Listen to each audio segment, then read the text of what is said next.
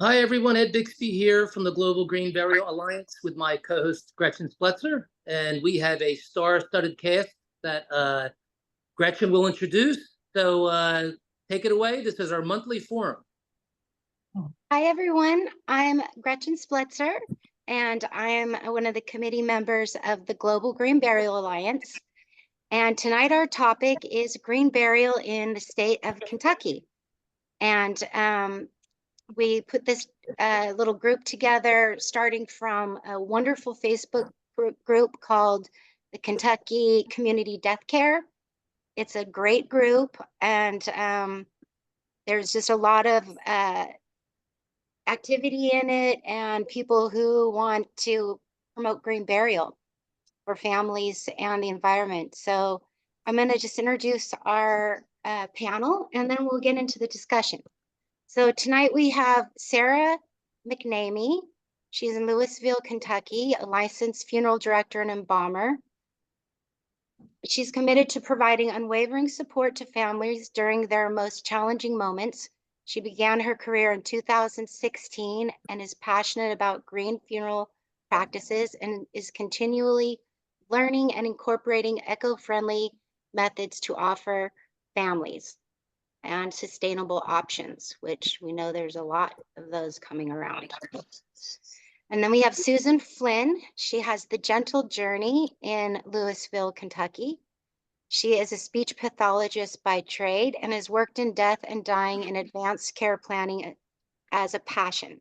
Susan is the founder and owner of The Gentle Journey, working as an end-of-life doula and providing home funeral companion journey services. Her main focus is advancing knowledge in Kentucky on green funerals, green spaces, and the solemnity of the final journey, and includes personal connections within the circle of life. And everybody, their links to them will be in the chat. We also have Brian Hall with Wendy Knoll Memorial Sanctuary, an hour out of Louisville in Lawrenceburg, Kentucky. Brian Hall is the president of Wendy Knoll Memorial Sanctuary, Kentucky's first green burial preserve located in Anderson County. Wendy Knoll Memorial Sanctuary offers eco-friendly funeral services in the central region of Kentucky. And then we have Michael and Stacy Watson of the Wooden Casket. Michael and Stacy are the owners of the Wooden Casket in Louisville, Kentucky, Tompkinsville, Kentucky. Michael and his wife are inspired to create their own casket business after Michael's father created caskets for himself and his wife. Specializing in wooden personalized casket, the two started their business with the intention of creating products that were not only unique and special, but economical. From inexpensive pine boxes to elaborate maple walnut caskets with gold-colored trim. Michael and Stacy offer a wide range of eco-friendly caskets and urns, which are all made in-house at their store in Tompkinsville, Kentucky. And my personal favorite is the farmwood or the barnwood one. That is a beautiful casket. All of them are gorgeous. Yeah, and handmade, so super special. And then we have Susan Klassen, who I'm so happy to have here. She's from the Nature Preserve Cemetery in Nearinks, Kentucky. Susan is the co-member of the Loretto community, a congregation of the Sisters of Loretto and Loretto co-members. She is Loretto's ecosystem manager and the director of Cedars of Peace, a retreat center on the grounds of Loretto Mother House in Nearinks. In 2018, Susan helped Loretto establish Nature Preserve Cemetery on-site natural burial cemetery for Loretto community members. So I'm really glad, Susan, that you came, because I think you started doing the very first green burials that we know of, before the olden days. And so I thought we would just start off the discussion with you and just talk about how you got started. And then after that, I also want to bring Brian into the discussion, and then we'll just go from there. So So everybody, this welcome Susan. Hey, thank you. I feel like I've gathered with a group of like-minded and like-spirited people, and I wish I could hear each of your stories. Maybe we'll have opportunities to build relationships here in Kentucky as we gather. So I'm grateful. As Gretchen said, maybe I'll just say a little bit about Loretto. So the community is made up of vowed Catholic nuns and then co-members like myself who identify with the mission of Loretto. And one of the important aspects for our mission is a mission for Earth and care of Earth. So it was very natural for us as a community when we started hearing about green burials to say, well, we've lived by these values and we want to die by the same values. And we started learning about the natural burial movement. We had some speakers. We watched a movie that really inspired us called A Will for the Woods. And then we decided to set aside 6 acres of this property is about 780 acres. So we set aside 6 acres, starting with the burial of Loretto community members. So the first burial was in 2018. Since then, we've buried 13 people in the woods. And we also established our cemetery on the main campus is what's called a hybrid cemetery. So both conventional and natural burials take place there. And we've had 11 community members choose that option. So since then, we have expanded kind of beyond Loretto members to also include people who have some kind of connection with Loretto, whether it's with the land or with another Loretto member or an employee or family member. So we have expanded beyond just Loretto members, although it's not wide open to the public. Since we started, we also, in January of 2023, we established a conservation easement on 650 acres of the property. And with that easement, we set aside almost 13 acres for the cemetery. So we actually qualify as a conservation burial grounds at this point. Wow, you have a lot going on there. Yeah, we do. Yeah, you really do. That's so great. Yeah, let me just say, and that's thanks to lots of people doing lots of work. And I really want to name how important it has been for us that our local funeral director, Alan Mattingly, and Mattingly Funeral Home, he has been a support from the very beginning. I don't know that we would have or could have done this without him. So, I mean, for us, an example of, something that's good for the earth, that's good for us as humans, it's also good for his business and others as well. So that's been a good learning for us. Absolutely. Susan, I would like to say that, we probably have listeners that may be in the same circumstances as yourself as far as your organization is concerned and the type of organization that you are. And I hope that, through watching this, that might inspire them to go back and see if they're facing any difficulties, accepting a concept like this, that they could look to you and your organization as leaders in creating something very special. So I hope that we get some questions for you tonight concerning, some of the legalities and some of the things that went along with your creation, because I'm sure it's very important to the listeners. We're happy to share. That's what other people have shared their experience with us, and that's what got us to where we are. And if we can play that role, we're happy to share that. And Wonderful. Susan, do you also work with any death doulas, or do any of the nuns facilitate like facilitate like a doula would, or during the service like a celebrant? We have our own celebrants, and as a community, we have our own kind of rituals that we have adapted for the natural burials. We did have a burial in the spring of someone who's not a community member, and there are several people that we know who led that ritual. So yeah, I know several death doulas, but we don't have someone specifically in the community that's part of that.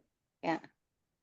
Well, I want to come back because I want to talk after we talk to Brian. I want to talk a little bit more about the burials too, what they're like and stuff with both of you. So Brian, tell us if you're there. Tell us about Wendy Knoll. I know Bill Gupton was a bit associated with it. He's a darling, and Very much. yes, and so when I saw that whole connection and that there was a cemetery there, because I learned about that before Loretto, I was excited. And let me just say, I was excited because when I was with the GBC, I got a lot of emails from residents, community people in Kentucky looking for green burial, and there was nothing that I was aware of. The only thing I was aware of was the wooden casket folks, and I was worried that, you know, how they were going to do. So yeah, so tell us how you got going. I know you're newer and all of that, but it's great. Yeah, first I just wanted to, my personal story was that I had been along the lines of I was planning to be cremated until I saw a video town, the Steelman Town video. So thank you, Ed. That really just opened my eyes, opened my heart, that it just clicked that that was what I wanted for myself. At the time I was living in Missouri and there were some options there. I then moved back to Kentucky and there were none here. And Bill Gupton had spoken with the Unitarian Universalist Church in Lexington, and that had really inspired some folks. And so they had gotten started, and one of the members donated part of her property for the cemetery, which was a lovely gift. And it was sort of a bit of good news, bad news. I think a lot of cemeteries start with a lot more basics. They're having to raise money, they're having to find property, having to go through a lot more. We had the benefit that we started with the land, but we've been discovering that there's a lot of the other things that we need to get some of the basics in place. So for example, just this week, we're getting a parking lot in, which that was important. So we're still working on a lot of the basics, but I feel a little bit guilty or embarrassed, Susan, because we say the first green burial cemetery in Kentucky. That should be the first public green burial cemetery. To make that distinction, we were not the first. I think you all were well ahead of us there. There is also another green burial cemetery closer to Lexington called Pisgah Wood Natural Burial something. I don't remember exactly. It's associated with the Pisgah Wood, I believe it's a Methodist church. And so it is only for church members. So there are some others that are happening. We're the first one that is, to my knowledge, public. But I certainly hope that there will be a lot more. So we got started in 2022. We have actually had 2 burials there. We are currently not accepting new burial contracts because we need to get some of the infrastructure and some of those things in place. We're working on that and then hope to be able to reopen and be ready to go from there. Yes. Yeah, the parking lot's always a thing, isn't it? Because it is. Well, and I think, so we're a small cemetery out in a very rural area. We're sort of equally situated or equally distant from Lexington, Louisville, Frankfort, and Elizabethtown. So for people in Kentucky, you'll kind of get a sense of where that is. So it's sort of central, but it's not really close to any of those. So it has very much of a, what I say, just friends and family feel to it. And that was how it started. But in order to really be ready to be open to the public, we need more infrastructure in place. So we're working on those things now. It's good. Well, I find going back to what Susan was saying about the funeral director that she works with, that funeral directors, I think a lot of them nowadays are open to green burial. I think one of the problems is maybe the cemeteries, they even the hybrids, because there's a hybrid, I mean a regular cemetery anywhere, but they're not offering the green burial yet. They're like one of my favorite cemeteries because of the history and everything in them. But I wonder if the Kentucky cemeteries know that how much more business they might get if they were offering green burial, because I know there's a need for it.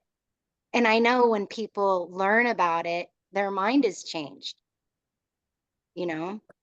so I think there's that, from what I've heard, part of the concern for some cemeteries is just the ease of maintenance of, mhm, if yeah, there's a vault, then the ground is not going to subside much. And that's easier for mowing, and so that simplifies things for them a bit. So I mhm, think there's some mindset that needs to change with that. yes, Absolutely. And Brian, I would like to commend your efforts, because it sounds to me like it was your passion was the driving force behind the creation of the facility. And very much like Susan, when I had said to her, I hope there are people watching this that have that passion. But the critical thing here, and you brought this to light, is that if it was really easy, maybe everyone would be doing it. And you're experiencing some trials and tribulations, but you're going to work through that. And maybe you can offer some insight, to some of our viewers as we go along, because I appreciate you welcoming, other cemeteries in Kentucky, because we have to be that way. We have to yes. be, we have to accept the movement. So we do appreciate, you sharing your story with us. Thank you, Ed. So actually, I was not the initial driving force. Jennifer Crossan is the one who donated property. She still lives adjacent. She is super passionate about this and has really been the driving force for our cemetery. I was really grateful to find that was already sort of started whenever I moved back, and was really happy to support that. And you're right. Initially, it seems like, well, natural burial, how hard can it be? You dig a hole, you put the body in, you fill it back up. It's really simple, right? Yes. But it's so much more involved than that. And so I think we're still learning, we're still navigating even some of the legal stuff and trying to clarify, are we a cemetery company or are we exempt from that? Susan, I don't know if you all have gone through that or not. But clarifying that with the Attorney General's office, just to make sure sort of what regulations apply to us. So it's all of that, getting infrastructure in place. Yeah, And finding all that information, which isn't very easy to find, you correct. know? Yes. Do yourself a favor, Brian, and reach out to me. I've got all the answers for you. All right. I like it. Well, Susan Flynn, are you there? She's our, where, I don't see you yet. Where are you? I'm gonna change them to my gallery view. I just want to bring the funeral director and the death doulas in, because I want to hear like how, you're working a lot with people right then when they're dying and they need help. And are you getting requests for green burial in Kentucky? Sarah McNamee. Sarah McNamee. Hi, Sorry. everybody. No, you're fine. I'm a funeral director here in Louisville, Kentucky, and we're probably one of the busiest cities in the entire state of Kentucky. So we deal with quite a lot of the community. We are finding that we have a lot of families coming to us wanting to do green burials, but are not seeing those options available, especially here in our city. There's not very many cemeteries. Well, I mean, obviously there's no cemeteries in the Louisville area that promote green. And we're having kind of a little bit of a kickback trying to get our cemeteries to consider doing things like hybrid cemeteries, or being able to offer these for families, because we have quite a few folks who reach out wanting to do this, but with limited options. Yeah, I'm not surprised at all because of my experience with Kentucky. Yeah. Susan, or I'm sorry, Sarah, So could you say to the viewers, and I think you know this as a funeral director, and I think it's important for the message to get out there, that, you know, a large portion of the people that seek natural burial are cremation converts. So there is a real need and a real purpose. And, you know, I think advocacy for your local cemeteries, I mean, I don't know why they would, I think they would prefer a full body burial over a cremation space, I'm sure. So could you talk a little bit about, you know, is there any advocacy in your city, or are you advocating to try to get people to understand more about, you know, the benefits of the business aspect as well as the personal aspect? Sure. So that's really a big reason of why I'm here tonight with you all. So I appreciate being a part of the conversation. I've been a funeral director for about 8 or 9 years now. I've always been very supportive of the green movement, but never very involved. So this is kind of my first step into seeing what I can do in terms of advocating for my community and the people that I'm working with. So I've started a handful of discussions with our local cemeteries. It's very interesting the kind of feedback you get, especially I'm not talking to any of like the owners or anything like that. These are just ground crews guys, but I don't think that they realize just how much of an option there can be that we could provide for families. And it's really not more different than what we're doing currently with traditional burials. It, just like Brian said, how complicated can it be placing a body in the ground to let them just quietly decompose? But a lot of our cemeteries are a little old fashioned. So I'm really ready to kind of start these conversations and see what's available and see what I can do to make this more available. We have families. I had a group of 30 folks come to take a tour of our crematory, and our crematory tour turned into a green conversation because families are choosing cremation because that's what's available for them, but it's not necessarily what they want. Right. Yeah, that is what you said is exactly the case. And the other thing I found from going to the conventions and stuff is that, I mean, a lot of them, let's face it, they're worried about, you know, loss of money. Yes. But what we like to talk about a lot, because this is so true, is that people want a meaningful experience. So even if the green burial costs the same, it still means more to them than, I mean, we want our burials to be affordable for sure. But there's, you know, there's things that still have to happen in a green burial, like, you know, the grave settles and it needs to be refilled every week or so for a couple months. You know, if they're worried about losing some money on some other charge that they might, that could be a charge they could do. And I don't mean to, you know, do the money thing, but they are businesses and they gotta keep their lawns straight and their grounds, you know, the way they need them to be.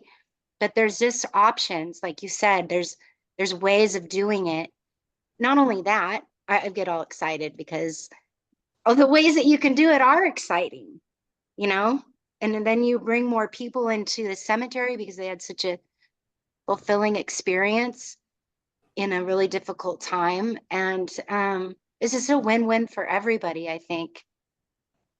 And I think it's really important for the viewers to understand that, you know, a natural burial, or what, you know, in other terms is called a simple burial, has been happening, you know, forever. I mean, you know, it's never went away. And I think, Sarah, you know, for yourself and your advocacy, the one thing that people need to know is that every single cemetery that exists can allow a natural burial, even if they don't create a designated section. It's just a decision. It's just a rule and regulation of the cemetery itself. And I would imagine that it's not very good business to shut the door on a potential customer and have them go elsewhere. So I think, you know, people understanding the squeaky wheel gets the grease. So the more people who say, hey, listen, I want this and I want to be in your cemetery, the more action probably that will happen. Yes. And Susan Flynn, she's our other guest. Are you there? I saw your name there, but I don't know if you can. I don't want to leave you out of the discussion. Well, I don't know if she can hear me, but she's the death doula from Gentle Journey. So I'd love to also hear her input and see, you know, what she's getting from the community. Well, Yep. for our viewers who don't possibly, maybe you don't know what a death doula is, that's someone who guides you through the funeral process. They're not a licensed funeral director, but they're there to answer the questions and help assist you through this process. And And many times, you know, these are people who believe strongly. It's like a death, like a midwife, but a death midwife. And they volunteer their time to help families through this process. So it's very important to know that these people exist and they're there for your support. And the National Home Funeral, I'm sorry, what is Lee Webster's organization? National Home Funeral Alliance. Alliance, correct? Yes. You know, is a resource for anyone who would be interested in death doulas. Yeah, because it is legal to have a home funeral. Sometimes a funeral director has to be involved, but in many states they don't. So, how about you, Stacy and Michael? Do you guys get interest or into discussions about natural burial in your neck of the woods there? Not as much yet. Of course, we've been open our business now for 5 years, and we made the hempwood casket about 4 years ago, and we had it certified. And we, as of yet, we've still not sold one. And it's been a struggle. As Brian was talking about the infrastructure, that's why we're here, is to try to be part of that infrastructure, to be the providers for these green burials, because you can't go to a funeral home and buy a green casket. Yeah. It's not available. Wow. And, yeah, that's incredible, huh? And by me I make every casket myself. They're all handmade by me. And I can make one to anyone's specifics of the type of wood, the size, because we make oversized ones, and everything. We actually have 2 in-house. That we have the hempwood, and we also have a basket casket that is woven with reed, and then the lid and handles and everything are wood. But we have 2 in-house that qualify as a green burial that we keep in stock. But well, hopefully we'll have people calling you now for I that. hope so. We got the hempwood and had it done right before COVID hit. And right, it just I remember. It just everything died, at that point, and we can see signs of it beginning to come back. Of course, you knew that we were the certified through the Green Burial Council, and the only one certified in the state of Kentucky. I know.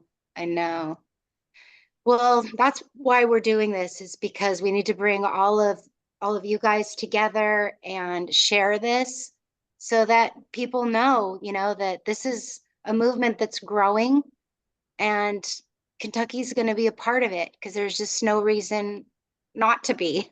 It's the way things are going. And I want to talk a little bit about just the meaningfulness of the green burial. And of course, the casket's a part of that, knowing that you're getting a natural product, and the personalization that we can do. I mean, even with our regular barrels that we have now, we have people that want me to use their lumber. I use their lumber to make their caskets, and we use quilts to do the linings.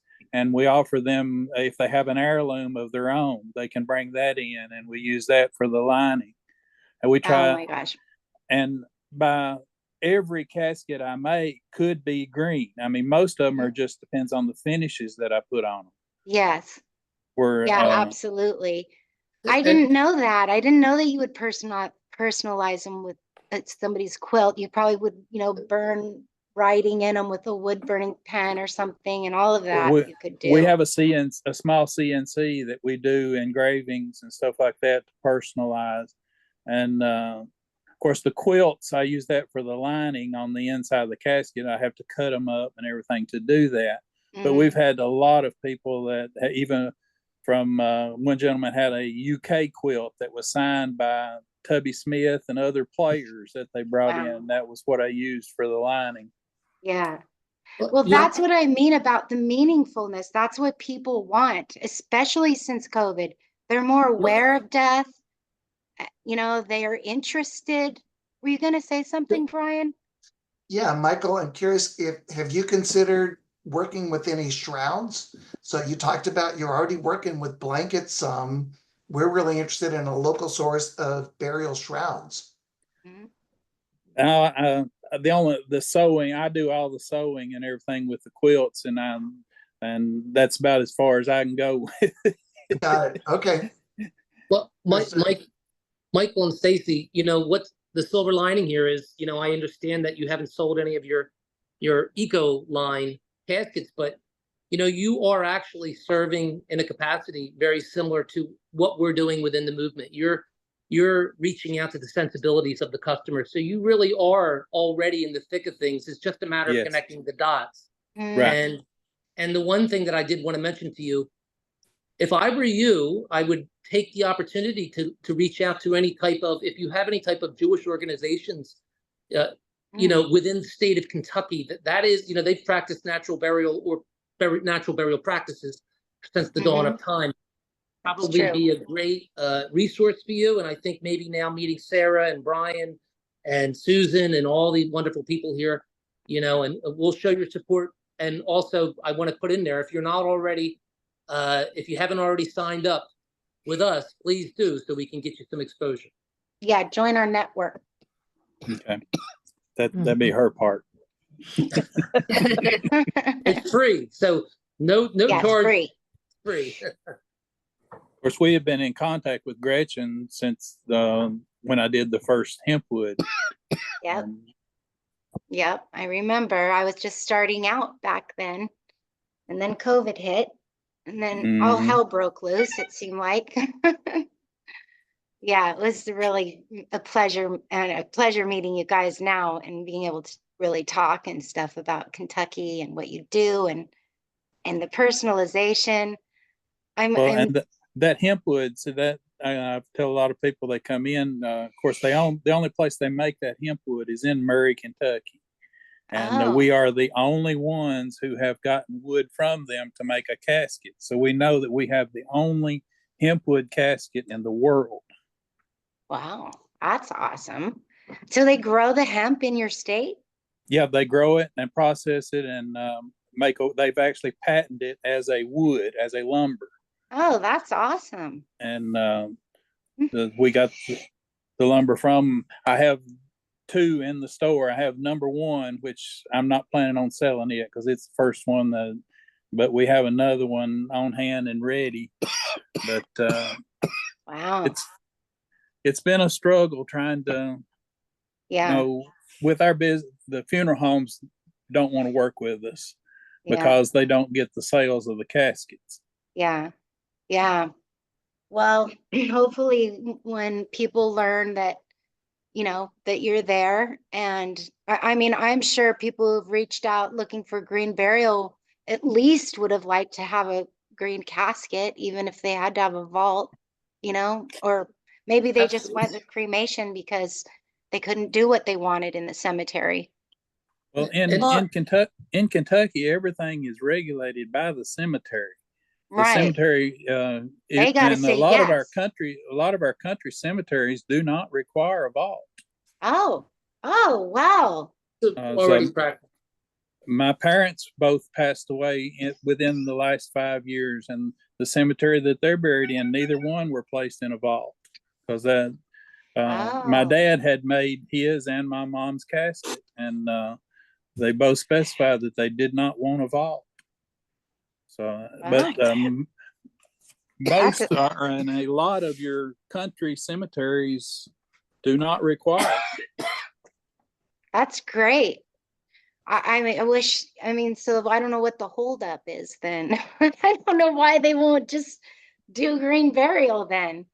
I think some of it also stems from an old school way of thinking. We are kind of a little bit more of a conservative southern state, and I find a lot of our funeral homes are a little resistant to change, and I'm sure that's the same with the cemeteries as well. Luckily, a lot more folks are starting to come to it, like getting a part of the movement, especially with our community reaching out a lot more. The more they call our funeral homes asking for stuff like this, the more that our managers see that this is an important thing for us to support and reach out and find options for families. Yeah. And that's a very good point, Sarah, because, we here at the GGBA can offer any type of assistance that's needed. And sometimes it's that gentle nudge with people who are testing the waters that, if they know they can reach out, sometimes pride comes into it. People don't want to ask a question because maybe they believe that, they're supposed to know everything. But if they can reach out to an organization that can help them or assist them throughout the process and allow them just to understand why it's important, we're here for that. So all of you, please lean on us. And if you have anyone you work with that has any hesitation or has any questions, we'll be more than glad to speak with them and let them know exactly, what's what about everything. Yep. We got a hand up from Justin. Hi, Justin. Hello. So I'm just thinking about something Sarah said about us being a little old-fashioned here in Kentucky. And I visited Cave Hill Cemetery in 2015 as part of a death and dying class. And we got a tour. We got to the very end of the tour, and they had sort of the graveside set out. And so I raised my hand and innocently asked if there was ever any discussion about opening up part of the cemetery for green burials. And I got this kind of awkward pause. And then they started talking about the grounds and yada, yada, and, their regulations about maintaining the historical blah, blah, blah, and yada, yada. And then he went into this thing about the vault and and this was hilarious because I didn't say anything, but he started talking about how great the vaults were at preserving bodies. And you could feel this murmur go through the crowd of what? Like, why? What? I mean, it was really, it was palpable. Mm-hmm. And like, I've never maintained a cemetery, so I can't speak to any of the pieces about maintaining the historical preservation of the grounds, but I definitely could appreciate that. It's like, I was like, why do I care if my body's preserved? And I could feel like literally people were muttering to each other about this. And so I think Sarah's right. Has anybody talked about Loretto? I came on a little late. Has anybody talked about the Sisters of Loretto? Yes, we have her Susan Klassen here from Loretto. Oh, hi, Susan. Yes. It's nice to see you. So I really love the relationship you all have with Mattingly Funeral Home, and that you've maintained that for generations, and they have expanded to accommodate what you all want. Mm-hmm. And I mean, I really think that is an excellent model for showing that, especially in Loretto's case, you're not trying to take their business away. You're trying to change their business model to include things that honor your values and honor your community's values and provide a community service. And I mean, I really do think that is an awesome way to build this, because when I hosted our first Before I Die Fest in 2016, we worked with a funeral alliance organization, and their very first contact with us was to check us out and see if we were anti-funeral home. And I was not anti-funeral home. I am just pro-choice in the sense of having people have as much information as possible and make decisions that reflect their values. And when we developed that kind of conversation, it really opened up their kind of receptivity to the conversation. So it's not like I'm anti-funeral director. It's like, I'm just like, we need to be able to get choice in our end of life options. And so I really love that Loretto has that relationship with Mattingly, and that Mattingly, and I have no idea how long that conversation took. I mean, I know Mike Ratterman here in Louisville has learned about natural body preparation. And so I know that there are people that are open to it. I just think that, creating the pathways and the relationships that really support that is really key, I think. Yes. Yep. I'd like to jump in here just to put in a plug, I think, for rural Kentucky, that we have a natural relationship with the funeral home, and other people in this area do too. There's one funeral home for this particular area, and funerals are times for the community to gather. So it's a close relationship. I also want to say in rural areas, I mean, at least in our county, there's no zoning in the county. So anybody can bury anyone on their personal property. And we did not have to go through zoning regulations in order to establish our cemetery. And I'm sure we're probably not the only rural county in Kentucky where that's true. Yeah, So, that's interesting. I know there's some particular challenges in our state, and there are opportunities that I think we can really build on. The only requirement to be buried on your own property is it has to be listed on the deed in case there's a property transfer. Yes. Well, you guys are lucky. I That wish is we had not- that. That's not true in Fayette County and probably not true in Louisville. So in Wow. rural areas, that's true, but in some Yeah, counties, it is. Zoning, planning and zoning is what Right. determines That's that. Yep. Yes. It's Louisville, not Louisville. Louisville. I guess I sounded like a total Californian. Louisville, Kentucky. We try to make it one syllable, Louisville. Like it's not Louisville. like Okay. Okay. That's funny. Well, yeah, I think one thing, like if any cemeteries out there in Kentucky are listening to this and you want to know more or you need help in, figuring this green burial thing out, reach out to Ed and I at the Global Green Burial Alliance for sure, or any of the people here, Susan or Brian, and we can all help each other because it's, it's something, but it's not that hard. And the reward is wonderful. So just, allowing people to have a little more hands-on, just a little more hands-on, and go through the physical hands-onness of death and dying and grief to benefit them. That's part of what green burial is also all about. So and then also preserving cemeteries. We don't want them to be forgotten places where nobody goes. People, when they have good experiences in the cemetery and they feel part of it, they're going to come back. Ed and I just heard from one of our committee members that there's a movement of playing beautiful music in the cemeteries, like having string quartets or doing different things. You're not going to have heavy metal there, obviously, but just making the cemetery a space for the community. The Beehive people, the Boy Scouts, the historians and their walks. I could go on and on, right, Ed? Yeah, absolutely. I mean, I think that what all of us understand in this conversation is that, cemeteries really truly are for the living, the final statement in one's life and how they chose to live it for the ones we inter there. But it's a place for life and the living and laughter. And it's so important, like Gretchen said, we now are kind of like a family because we're here to support each other. Part of being a movement is not, it doesn't come down to pay to play. It comes down to people, communities working together and helping educate and get things happening. So, anyone watching this today, tonight, depending on where you're at, A year from now.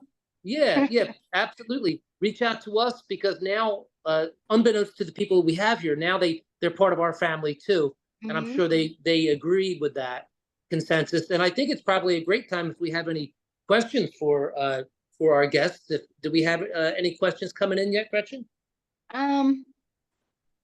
Well, I when the hand goes, I think Dawn, did you have something? I saw your hand up a little while ago. Yeah, my original question got answered. Thank you. Oh, okay. Something I'm noticing in the conversations and the websites of the presenters that I'm just bopping off to take a look at while we're talking here is that you use the word preserve. And that's not something we use here in Nova Scotia. So I'm wondering if there's why? Is that different from green burial, natural burial, or conservation burial? Or is it just a kind of catch-all natural word? Or I'm not sure. Susan, you were the first one website that I looked at that I saw that. So maybe you could speak to that. Yeah, if we were naming our cemetery now, we would qualify as a conservation burial ground. When we were first just getting started, kind of the idea of a natural preserve, I mean, there wasn't a lot of kind of specific intentionality about it. It just communicated for us that this was a special place set aside for our burials. Okay. Okay. Thank you. So, you know what might be a really fun exercise for the group would be, I hate to put everybody on the spot, but I think people would like to hear this, you know, because there are passionate people, obviously, that want to know maybe why you went down this path. So to make it a little fun, if we could go down the list of our presenters and maybe in 1 or 2 sentences, maybe you can share something special with us that drew you to what you're doing, you know, maybe or summing up why you think it's worthy and you know, a beautiful thing. I think that would be great because I think that might inspire people that are watching. So maybe we start, you know, the order, Gretchen, Susan, you know, Susan Klassen. Yeah, Susan Klassen, if you could sum up maybe how you feel about it and what makes it feel special to you or your community. I don't think I can do it in 2 sentences, and there I just already used one. Ah, oh. No, I'll keep it short though. So it started as a kind of an expression of our community concern for Earth. You know, we don't want to put formaldehyde and concrete in the ground. What I would say that we have experienced with the natural burials is much deeper than that, because the experience of a burial in the woods helps those of us who are grieving to experience the fact that life in capital letters goes way beyond our individual lifespan. And that awareness for us as human beings changes how we live our lives. Wonderful, Yes. wonderful. Very well put. Yes, that's where I always go, Susan. Ultimately, Absolutely. you know. So now time to put you on the spot, Brian. And obviously we don't need 2 sentences because Susan proved to me that it needs a little more than that. Uh-huh. A little more than that. But my answer is very similar. For me, it started for environmental reasons. Originally, I had thought about cremation, but I really didn't like the idea that my last act on Earth was burning up a bunch of fossil fuel and adding carbon dioxide to dispose of my body. So I think that was the first step. Being involved in a couple of natural burials, I have felt more connected to those burials than any funeral that I've ever been to before. It's a more intimate. I think both preparing the grave feels like a sacred act, and preparing someone's final resting place. They're not there anymore, but preparing that space for their body and being respectful and lowering the body in and then filling it. I think more of a sense of closure and more of a sense of connection for me. Very well put. Yep. Absolutely. Guess that would bring us to you, Sarah. No pressure after all of those great answers. Well, I guess like what's most important for me about this movement and being involved is I work with the Louisville community and I'm hearing what they're wanting to do, and we're not able to provide these options to them, mostly out of a lack of just awareness of what's available. I could care less if you want to have a traditional service or a green service or a cremation, but I'm here to support families and what they want to do. And that's all that matters to me. Is if this is what you would like to be interested in, I want to be the expert on being able to provide this for you and your family. Yeah, and that's so important because we need funeral directors. Families need funeral directors, you know, we need them. We need them to do exactly, to be just like you are, Sarah. You know, I'm here to serve you. And a few years after you've done a few green burials, I know so many things you can do if that's your choice. You know, I know a great meadow to pick flowers or whatever. But yes, Okay, who's next, Ed? I don't know if Susan, No, was it's Susan the ever? wooden casket. It's Stacy and Mike. Yes. Yeah, we're here. Okay, so Uh, what was your inspiration to do this? The motivation was actually my dad. We have done construction work all of our lives, and he had decided that he wanted to build his and my mom so that we would not have that expense. So he had them built and had them stacked up in the garage. And anytime they have a visitor, he would say, "Come here, I want to show you my box." He was very proud of his box, as he called it. But Yeah, then after that, I'm getting older and harder couldn't do the work like I used to. And option came up to me to start making the caskets. And the big motivation for me at the beginning was the price, because I'm offering the caskets at about half of what a funeral home would charge for a comparable casket. And then it has developed into the personalization.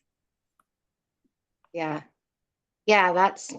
I'm so glad you do that. And I encourage everybody to go look at Stacy and Mike's website, because they got some really beautiful caskets, way better than any corporate casket I've ever seen.